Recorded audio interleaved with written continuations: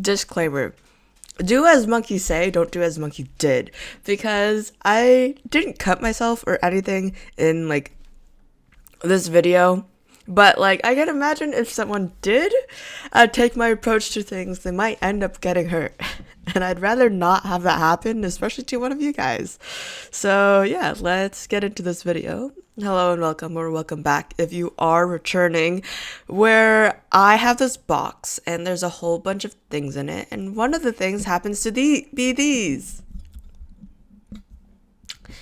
Now, if you've taken high school art or like some art classes, you might have come across these where they're linoleum blocks, and what they're used for is for print carving, but not like wooden print carving or traditional print carving blocks. These are a lot softer, and that means they are more teenage/kids friendly, although you are playing with sharp objects. So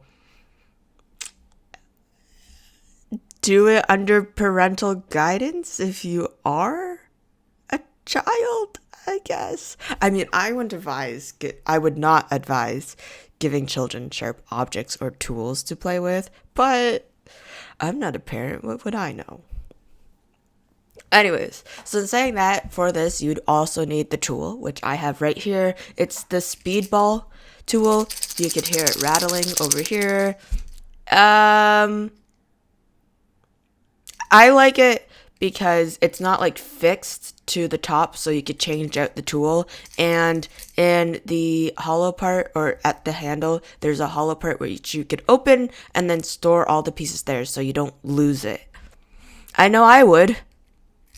I say to myself, I might not, but I don't know. I'm not gonna take that chance. Not when I have this.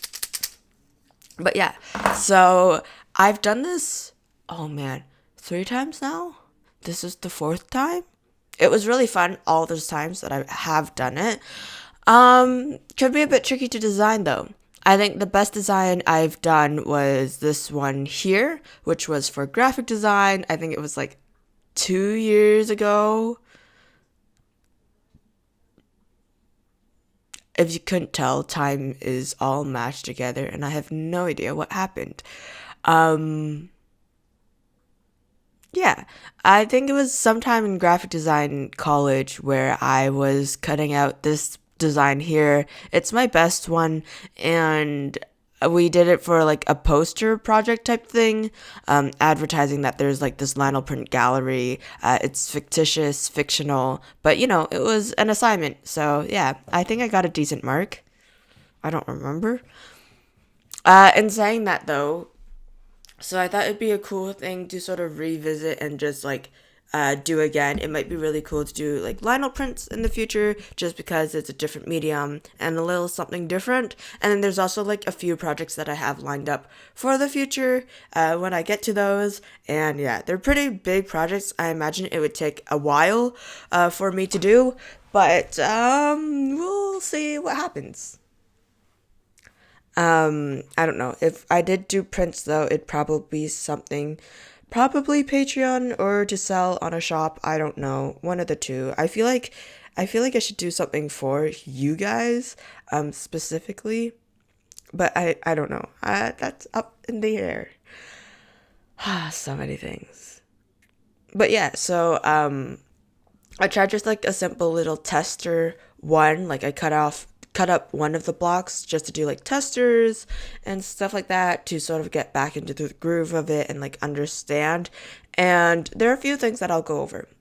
First off, I did a little test just to see like control and if I knew what I was doing still, and saying that it's just like a little date stamp thing where I could just stamp it down, write the date, and then move on with my life because I write letters and whatnot. So it's helpful to have somewhere that is specifically for dates. And so then, I could write on a bit of a straighter line. In saying that, there are a few different steps and things. So first off, you need your tools. This is the carving tool. They have a bunch of different heads, and you could get them as like a whole block kit, or just the tool and the rubber.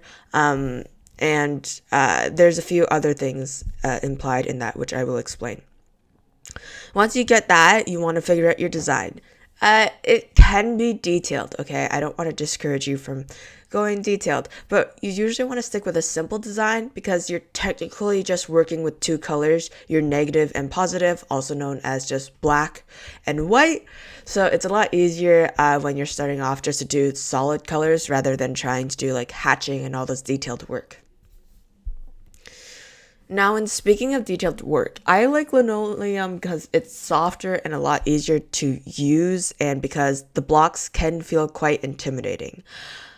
As I was cutting away and making designs, though, I did notice that linoleum is softer, therefore, it could tear potentially, and that can misshape a line or something along those. So basically, it's a lot harder to feel or control in a way. So in the way of cutting it, and if you had really sharp tools, it's like easy, it's like butter, it's really smooth.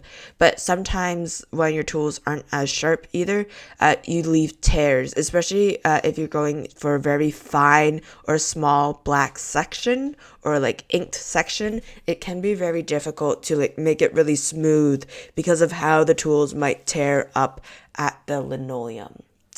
It's a small thing, and that's probably why I might encourage going to block, especially if it's like very tiny little details or very specific. Once I try the block print, I'll let you know further. But, that's a little thing you need to note with the linoleum. But aside from that, it's really easy to work with. Doesn't need a whole lot of pressure. So yeah, design and technique could have been better when using the carving tool as well, and that might also contribute it very much. Well, will contribute to it. But yeah, so there are those things, and that's like physically getting started. And there are a few ways to transfer your design onto the linoleum block.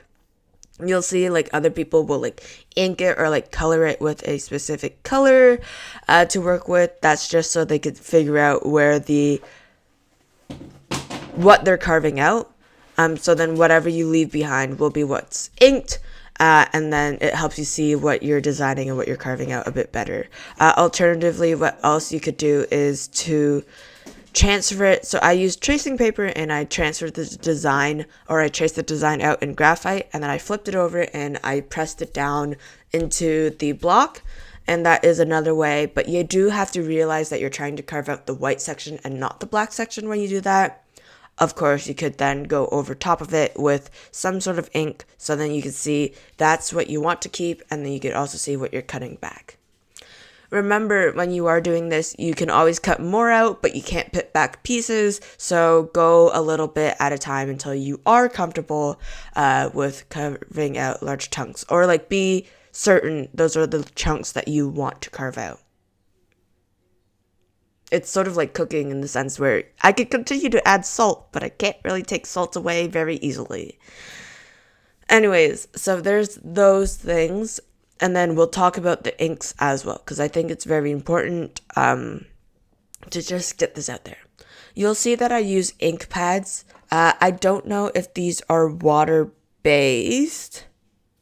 I'm looking them up right now. Yeah, so I don't know if they're water-based specifically, although I have a hunch that it might not be water-based just because after a few days they were so wet and transferring everywhere.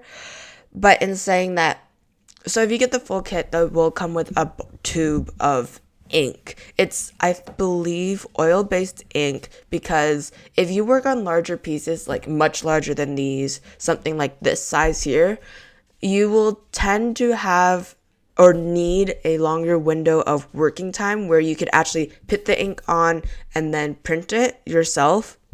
I did not plan on making any large designs right now, per se, but if you did plan on it, you need a few extra things. So you'd need the ink, where you would put the ink on glass a little bit.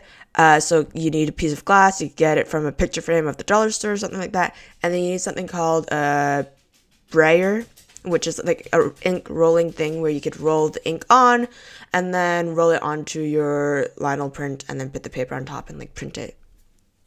All those things, lovely stuff.